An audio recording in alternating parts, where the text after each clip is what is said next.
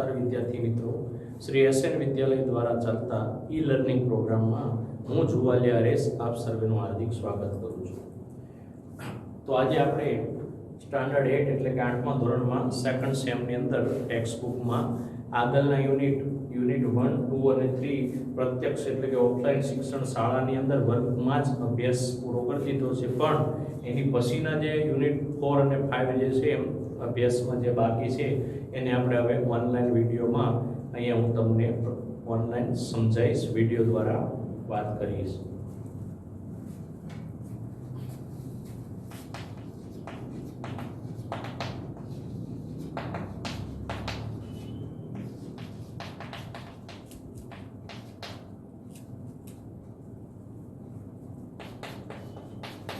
Unit number 4 એનું title છે ટેલ મી Y.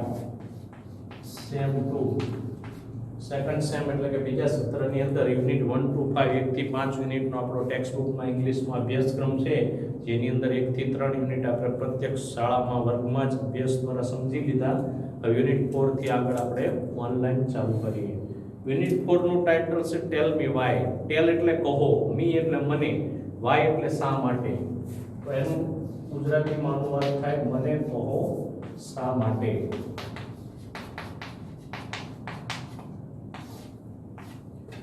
તો આની પહેલા આપણે યુનિટ 1 થી 3 ની થોડીક માહિતી યાદ તાજી કરી લઈએ। તો યુનિટ એ સ્ટાન્ડર્ડ 8 ની અંદર સેકન્ડ સેમમાં યુનિટ નંબર 1 પહેલા પાઠનું ટાઇટલ હતું આઈ વિલ બી ધેટ, હું તે બનીશ, જેની અંદર મેઇન એક્ટિવિટી હતી તેનાલી રામન વાળી, કી ટુ હેવન, સ્વર્ગની ચાવી। જો કે હકીકતમાં તેનાલી રામન બહુ બુદ્ધિશાળી માણસ હોય છે, કોઈ સ્વર્ગની હકીકત ચાવી નથી, પણ ખોટા સાધુને પકડવા માટે સ્વર્ગની ચાવીનું જે બહાનું બનાવી અને એને લોકોની સમક્ષ ખોટા સાધુને જે પકડે છે એના વિશેની પહેલા યુનિટની મેઇન એક્ટિવિટીમાં વાત હતી।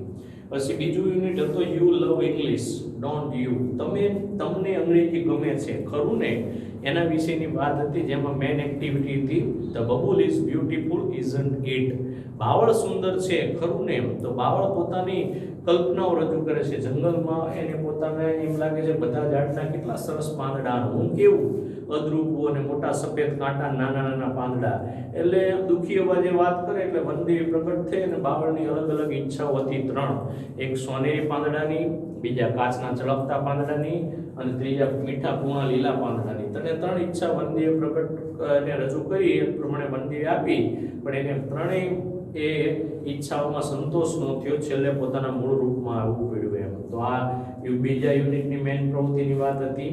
પછી આપણે જોયું ત્રીજા યુનિટમાં આ ઓ આઉચ, જે ઉદ્ગારવાચક શબ્દો ઉપરથી એનું ટાઇટલ હતું, જેની અંદર મેઇન એક્ટિવિટી હતી ટુ બોયઝ ઇન અ જંગલ, 2 છોકરાઓ જંગલમાં। અમિત અને ભૂપેન જે જંગલમાં ટ્રેકિંગ કેમ્પમાં ગયા, કાઝીરંગાની અંદર આસામના જંગલ જે કાઝીરંગા છે એમાં જે એમને અનુભવ થયો કે રસ્તો ભૂલી ગયા અને અદ્ભુત જે ડરાવની વાત હતી ઉદ્ગારવાચક ચિહ્નોની, એની વાત આપણે એ પ્રવૃત્તિમાં જોઈ કે હાથીઓના અવાજ આવવા માંડ્યા અને ડર લાગ્યો અને યુક્તિ વાપરીને બંને છોકરાઓ જંગલમાંથી પાછા પોતાના કેમ્પ તરફ આવ્યા, એની વાત આપણે યુનિટ 3 માં જોઈ। હવે આપણે યુનિટ 4 તરફ આગળ વધીએ। યુનિટ 4 નું ટાઇટલ છે ટેલ મી વાય, મને કહો શા માટે। હવે તો એની એક્ટિવિટી નંબર 1 પ્રવૃત્તિ પહેલી,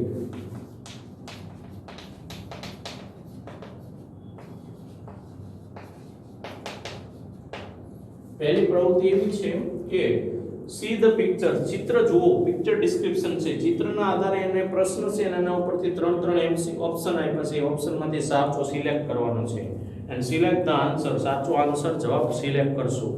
પહેલો question, why is it happy, શા માટે આ ટ્રી એટલે વૃક્ષ, એવું હેપી ઇટ એટલે વૃક્ષ માટે વપરાયું છે, શા માટે તે ખુશ છે એમ।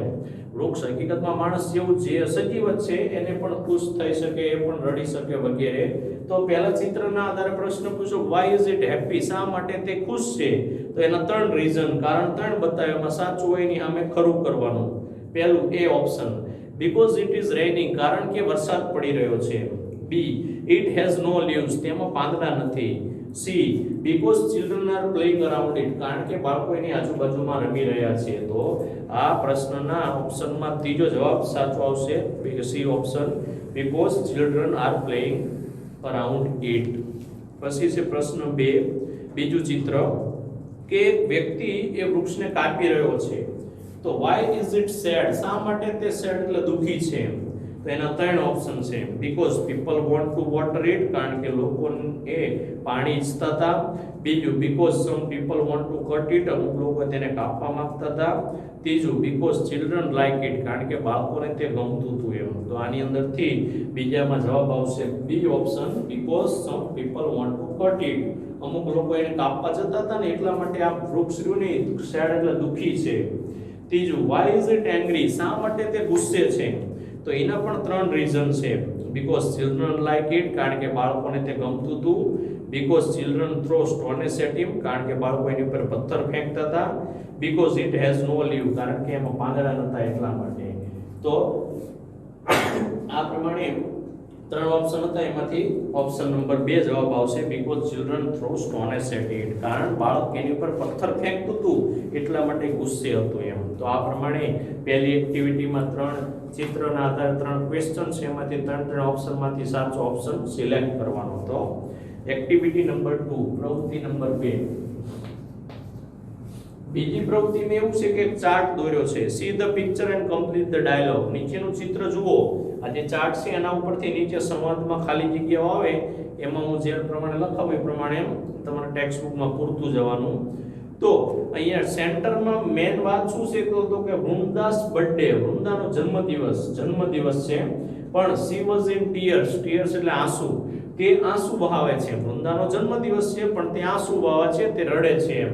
તો એના કારણ, આ બધા એના કારણ છે. ફરતા ગોળ ગોળ ચાર્ટમાં દર્શાવ્યા એ. તો પહેલા ઉપરથી જોઈએ.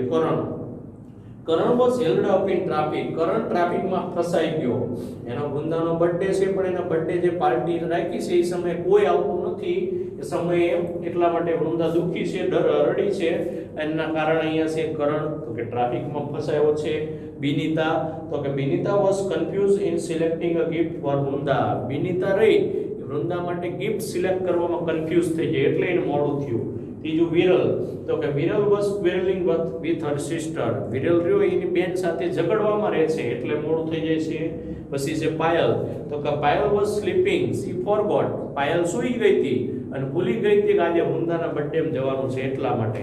પછી છે અંજુ, તો કે she got confuse in selecting dress while which she wanted to wear, એ અંજુ રહી એ ડ્રેસ સિલેક્ટ કરવામાં કન્ફ્યુઝ થઈ જાય કે આમાંથી મારે ડ્રેસ કયો સિલેક્ટ કરવો એમ એટલા માટે. પછી નરેશ બોસ ગેવ હિમ મોર વર્ક, નરેશના બોસે એના આ સાહેબે એને વધુ કામ આપી દીધું એટલે મોડું થયું. તો લીલા ફેલ ઇન મડ, લીલા રહી મડ એટલે કાદવમાં પડી અને હર ડ્રેસ ગોટ સોઇલ, એનો ડ્રેસ આખો ધૂળ ધાણી જમીન કે ધૂળ ધાણી કાદવ કીચડ વાળો બગડ્યો એટલે મોડું થયું. અમિત, તો કે અમિત ટ્રેન વોઝ લેટ, અમિતની ટ્રેન મોડી પડી એટલા માટે મોડું પડ્યું. તો આ પ્રમાણે આ વૃંદાના બર્થડેમાં કોઈ ટાઈમે નહીં આવવાના બધાના પોતપોતાના અલગ અલગ કારણ છે. તો એની વાત કરીએ કે why are they late, why એટલે શા માટે, આર એટલે છે, ધે એટલે તેઓ શા માટે મોડા પડ્યા એમ, મોડા છે એમ. તો એનું પોતપોતાના બધાના કારણ હવે આવશે. ટુડે ઇઝ વૃંદાસ બર્થડે, આજે વૃંદાનો જન્મદિવસ છે. C invited all her friend, એને પોતાના બધા મિત્રોને આમંત્રણ આપ્યું. ધ પાર્ટી બિગન એટલે શરૂ થઈ, પાર્ટી શરૂ થાય છે એટ 9 PM, રાત્રે 9 વાગે. But Vrinda was tear, Vrinda રહી આંસુ વહાવતી હતી. પાર્ટી શરૂ થઈ ગઈ, 9 વાગી ગયા પણ તોય એને પોતે રડતી હતી એમ. Why was she in tears on such a good day, શા માટે આવા સરસ મજાના દિવસે પણ એ રડતી હતી એમ. તો because nobody was present at the party, કારણ કે પાર્ટીમાં nobody એટલે કોઈ પણ પ્રેઝન્ટ એટલે આવ્યા નતા, હાજર નતા એમ. હવે 9 ની પછી 9:15 થાય છે એટલે પહેલું મિત્ર આવે છે at 9:15, 9:15. બિનિતા walked in hurry, બિનિતા ઉતાવળમાં ફટાફટ આવે છે. બિનિતા says, oh dear I am sorry, અરે મને માફ કરજે. વૃંદા કહે છે where are you, તું ક્યાં હતી, where were you, તું ક્યાં હતી, why are you late today at my party, આજ મારી પાર્ટીમાં કેમ મોડી પડી. તો બિનિતા કહે છે oh I was so confused in selecting a gift for you, હું તારી માટે ગિફ્ટ સિલેક્ટ કરવા જઈને એમાં બહુ કન્ફ્યુઝ થઈ ગઈ કે આમાં કઈ ગિફ્ટ લઉં એમ એટલા માટે મોડું થયું. તો વૃંદા કહે છે ઇટ ઇઝ ઓકે ડિયર, અરે વાંધો નહીં, you are my best gift, તું જ મારી બેસ્ટ ગિફ્ટ છું એમ. at 9:20. હવે સવારે વિનીતા આવી, હવે 9:20 પાયલ પાયલ આવે છે. તો પાયલ સેઝ, હવે અહીંયાથી જે સંવાદ આવશે એ હું લખાવતો જાઉં છું. પાયલ સેઝ, પાયલ કહે છે કે આઈ એમ સોરી ડિયર. આવી રીતે બધા લગભગ બધામાં આવી રીતે લખી શકો, કારણ કે બધા મોડ આવે છે. મોડ આવે એટલે પહેલું જ સંવાદમાં પોતે સોરી કહી શકે. તો વૃંદા કહે છે, આ તમારે જરા પૂરતા રહેજો ટેક્સ્ટ બુકમાં. વૃંદા કહે છે why are you late.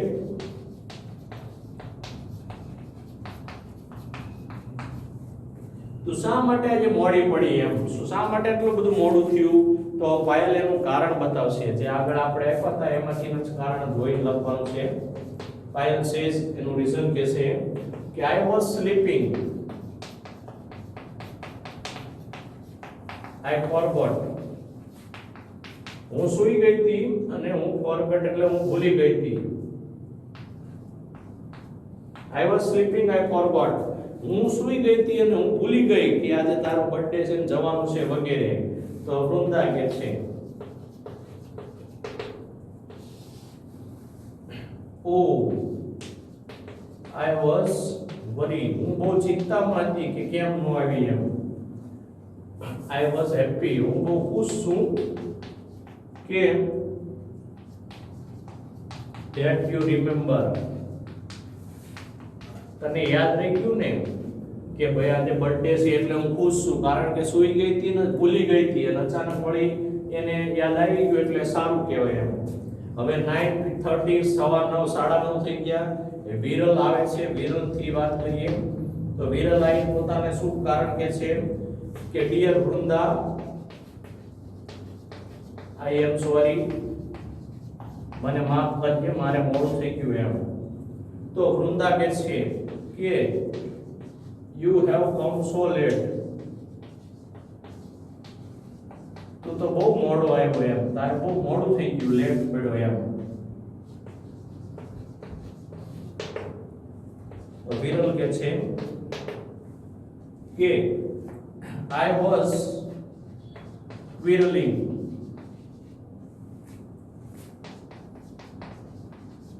with my sister, હું મારી બેન સાથે ક્વિરલિંગ એટલે ઝઘડો કરતો તો, બાજતો તો, એટલા માટે મારું મોડું થઈ ગયું. તો પેલી વૃંદા કહે છે but I am happy you come, તું આવ્યો એટલે હું ખુશ છું એમ.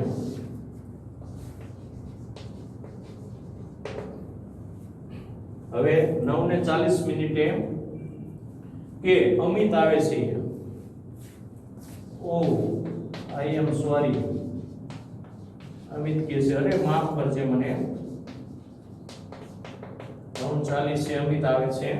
તો અમિતને વૃંદા કહે છે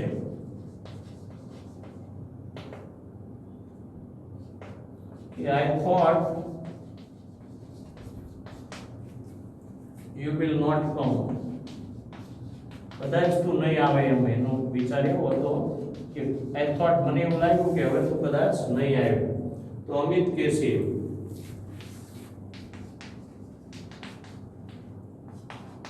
no dear, my train was late, મારી ગાડી લેટ એટલે મોડી પડી હતી, એટલા માટે મારું મોડું થઈ ગયું.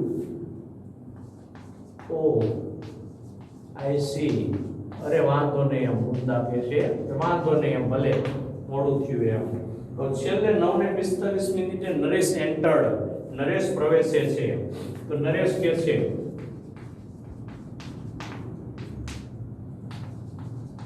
આઈ એમ સો સોરી, મને માફ કરજે કારણ કે બહુ મોડું થઈ ગયું છે. તો કે યસ યુ આર લેટ, તું બહુ મોડો પડ્યો એમ, સો લેટ. વૃંદા કે છે તો નરેશ કે છે my boss gave me more work, મારા બોસે મને મોર વર્ક એટલે વધારે કામ આપી દીધું હતું. તો વૃંદા કહે છે ઓકે ઓકે વેલકમ, વાંધો નહીં કે ભલે પધાર્યા એમ. તો આ પ્રમાણે એ વૃંદા અને એના મિત્રો જે બર્થડે પાર્ટીમાં મોડા પડ્યા એમનું બધાએ પોતપોતાનું કારણ રજૂ કર્યું. જે ચાર્ટમાંથી જ આપણે જોઈને સમજીને લખ્યું એ પણ તમારે આ પૂરતું જવાનું છે ટેક્સ્ટ બુકમાં. જે કે બ્લેક ખાલી જગ્યા હતી. પાયલ શું કહેશે તો કે મને માફ કરજે. તો વૃંદા કહેશે વાય આર યુ લેટ, કેમ મોડું થયું? તો પાયલ કહેશે I was sleeping, I forgot, હું સૂઈ ગઈ હતી ને ભૂલી ગઈ એટલે મને મોડું થયું. તો ઓલી વૃંદા કહેશે okay I was happy that you remember, મને ખુશી છે કે તને યાદ આવ્યું તું આવી ગઈ. પછી બીજો વિરલ આવે છે, dear Vrinda I am sorry, મને માફ કરજે. તો વૃંદા કહેશે you have come so late, તું તો બહુ મોડો આવ્યો. તો વિરલ કહેશે I was quarrelling with my sister, હું મારી બેન સાથે ઝઘડો કરવામાં હતો. તો વૃંદા કહેશે but I am happy you come, મને ખુશી છે કે તું આવી ગયો એમ. પછી અમિત આવે છે, આઈ એમ સો સોરી, અરે મને માફ કરજે, I thought you will not come. Vrinda કહેશે મને એવું હતું કે તું નહીં આવે. તો અમિત કહેશે no dear my train was late, મારી ટ્રેન આજે મોડી પડી. તો કે okay I see, oh I see, અરે સારું આવે એમ. નરેશ છેલ્લે આવે છે, આઈ એમ સો સોરી, મને માફ કરજે. તો વૃંદા કહેશે yes you are so late, તું આજે બહુ મોડો પડ્યો. તો નરેશ કહેશે my boss gave me more work, મારા બોસે મને વધારે કામ આપ્યું હતું. વૃંદા કહેશે ઓકે વેલકમ, સારું આવે એમ. તો આ પ્રમાણે એ વૃંદા શા માટે રડતી હતી એની પાછળના બધા કારણો છે, ધીમે ધીમે બધા આવે છે, પછી કારણ બધાય રજૂ કરે છે. એની પછીની એક્ટિવિટી 3, આ જે મેં લખાયું બધા ટેક્સ્ટ બુકમાં જે બ્લેન્ક્સ આવશે ત્યાં લખતા રહેજો. એની પછી ત્રીજી એક્ટિવિટી તરફ આગળ વધીએ. એક્ટિવિટી 3 તરફ પ્રવૃત્તિ number 3, rearrange the sentence and make a meaningful dialogue. વાક્યોને યોગ્ય ક્રમમાં ગોઠવી અને સાચો સંવાદ બનાવો. પહેલા તો જે રીતે સેન્ટેન્સ છે આ બધા એને હું વાંચી જઉં છું, પછી એનો ક્રમ આપું એ પ્રમાણે તમે બોલજો. ક્રમ આપું એ પ્રમાણે લખજો. Child says because I want mango, બાળક કહે છે મારે મેંગોઝ એટલે કેરીઓ જોઈએ છે. તો જ્યુસ કહે છે, જ્યુસ એટલે રસ કહે છે. why do you want me, તારે કેમ મારી જરૂર છે? તો મેંગોઝ કેરીઓ કહે છે. why do you want me, તારે કેમ મારી જરૂર છે? ચાઇલ્ડ કહે છે બાળક, because I want to make juice, મારે જ્યુસ બનાવવું છે. ચાઇલ્ડ ફરી બોલે છે because you have vitamin A, તમારામાં વિટામિન A હોય છે. મેંગો ટ્રી કહે છે why do you come here, તમે કેમ અહીંયા આવ્યા? તો વિટામિન A કહે છે why do you want me, તમારે કેમ મારી જરૂર છે? ચાઇલ્ડ કહે છે because you are healthy. તો મેંગો ટ્રી કહે છે so take the mangoes, તેથી મેંગો કેરીઓ લઈ લો. તો આ 10 સેન્ટેન્સ જે છે આ 9 સેન્ટેન્સ આડાવડા છે.